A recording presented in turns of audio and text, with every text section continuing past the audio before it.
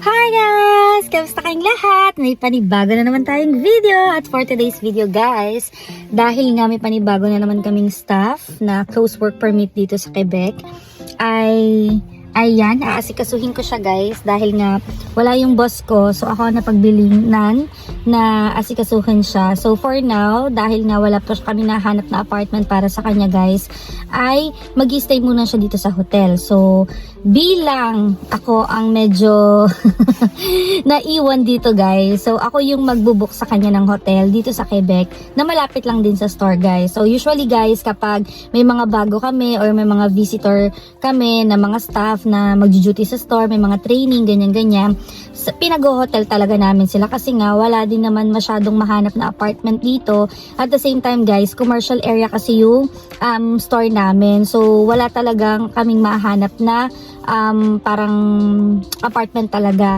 So this time guys, nandito na ako sa loob ng Mont Cristo Hotel. So para siyang maliit na hotel guys. So by the way guys, dito naman sa Quebec ay hindi naman siya kagaya sa Pilipinas na sobrang gaganda ng mga hotel, malalaki, ganyan-ganyan. Dito guys, parang motel type lang, parang ganon. Pero okay naman siya guys, maayos naman, malinis naman. Yun nga lang, dahil nga sobrang laki ng mga pag-aari nilang lupa guys, hindi sila mahilig dito yung mag third floor, fourth floor, yung malalaking kagaya sa atin na minamaximize yung space. Dito guys, hindi. So ayan siya.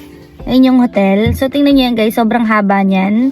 Sobrang haba niyang hotel na yun guys. At nandiyan yung iba kong mga staff na wala pang apartment. So, depende kung kami yung magbabayad ng apartment or hindi. Pero ngayon, kami yung nagbabayad ng apartment nila. So, yan. Waiting ako dun sa bagong staff ko guys. So, shift supervisor siya guys na hinire siya from Morocco yata or India. I'm not sure dahil hindi ko pa nachichika. At ito nga mga mare, hindi marunong mag-English. So, mapapalaban na naman tayo sa France neto guys. So, uwi na naman tayo. So, yun yung struggle ko guys kapag hindi marunong mag-French yung staff ko. So, it's either talagang masinsira ng pag-uusap nyo at talaga namang sabi ko sa inyo, translator talaga ang labanan mga mare.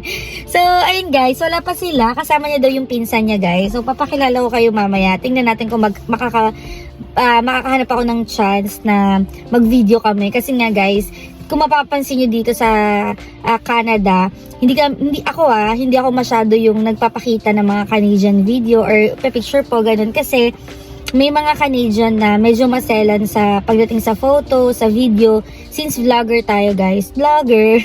Pero syempre guys, since inilalabas natin to sa public, baka mamaya ayaw nilang ilabas sa public yung mga ganong eksena. So, hindi ako masyadong nagaganon guys. Hindi ako yung pwede ba katang ma-videohan ganyan. Kasi nahihiya ako, baka mamaya ayaw. So, ayun guys. See you later! At ayan na nga guys, nandito na nga ako sa loob ng reception ng hotel.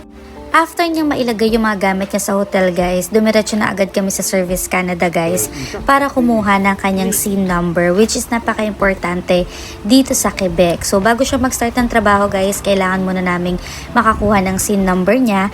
At ayan na nga, nasa Service Canada na kami ng Quebec.